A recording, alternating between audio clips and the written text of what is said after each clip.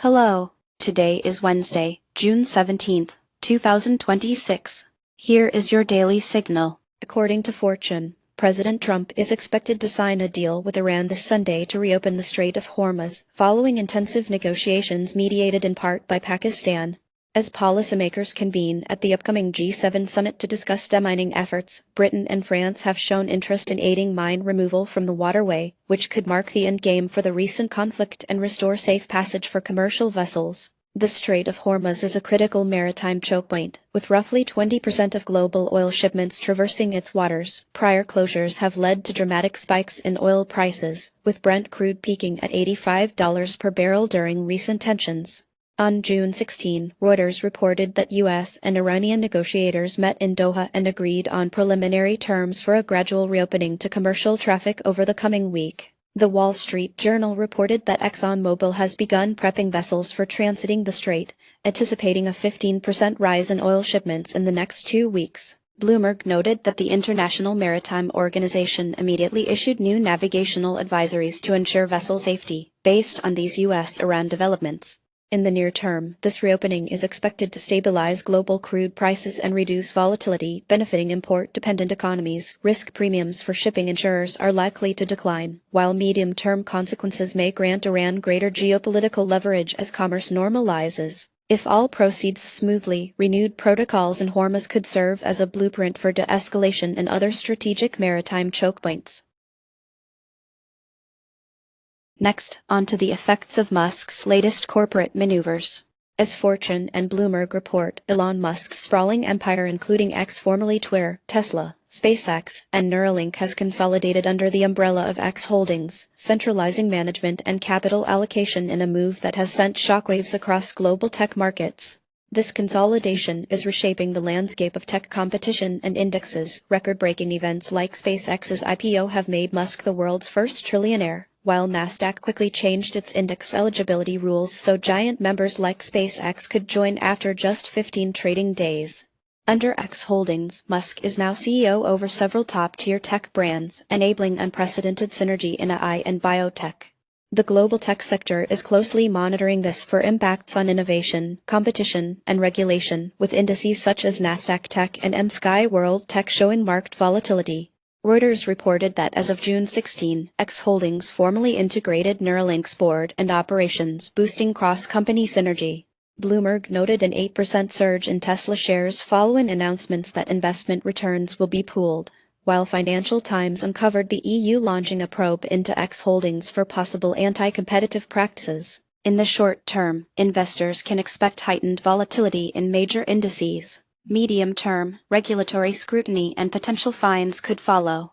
While Musk's structure could accelerate innovation, it poses challenges for smaller rivals and may direct major fund investment flows towards his enterprises, potentially squeezing out competitors. Next, a look at user interface development in Rust. What's new and what's still challenging. Hacker News highlights ongoing challenges and solutions facing Rust programmers developing user interfaces in 2026. Rust's memory safety and concurrency strengths have driven adoption, but there are hurdles in interoperating with existing UI libraries and supporting native widgets. Frameworks such as Egui, Druid, and Iced remain popular, with Egui led by Emil Ernerfeldt and Iced seen as shaping the Rust UI landscape. The Rust community, including the core team, is working alongside industry partners like Red Hat and Mozilla to drive standards and develop new tools.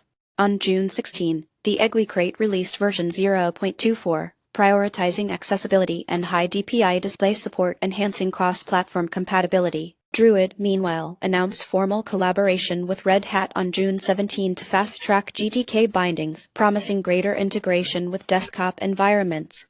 In the near term, Rust developers will enjoy more accessible and universally compatible UI offerings. Medium term, partnerships and improved tooling are expected to diversify Rust's UI ecosystem and speed commercial adoption. These developments may position Rust as a serious contender in the modern UI world.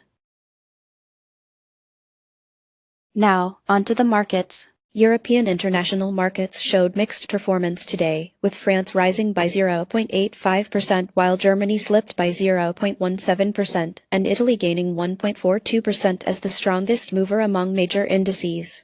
The Netherlands declined by 1.36%, while Spain, Chile, and Singapore each showed modest daily gains, led by Spain's 0.96% increase. China large-cap stocks moved down by 1.57%, with Taiwan falling sharply by 2.43% and Hong Kong dropping 0.64%. India's market crept higher at 0.30%, and Malaysia rose 0.61%, yet Indonesia and Qatar both slipped modestly. Commodities saw gold edge up by 0.27% while silver fell by 0.13%, and U.S. oil dropped significantly by 4.74% as the day's biggest commodity mover. Agriculture rose 1.06% and platinum climbed 2.24%, while corn and wheat posted respective gains of 0.42% and 0.93%. Among favorites, Adobe was up 0.47%, but AMD dropped 7.30%, and Microsoft declined 1.48% on the day. Nvidia slid 2.37%, Oracle fell 2.24%, and Apple advanced 0.95%, with Lowe gaining 1.73%. In sector performance, the S&P 500 eased down by 0.60%, finance rose 1.47%, and healthcare added 0.03%. Semiconductors underperformed, dropping 5.92% as the steepest sector loser, while transportation retreated 1.09%. That's it for today. You can find more news and details on our website. Goodbye.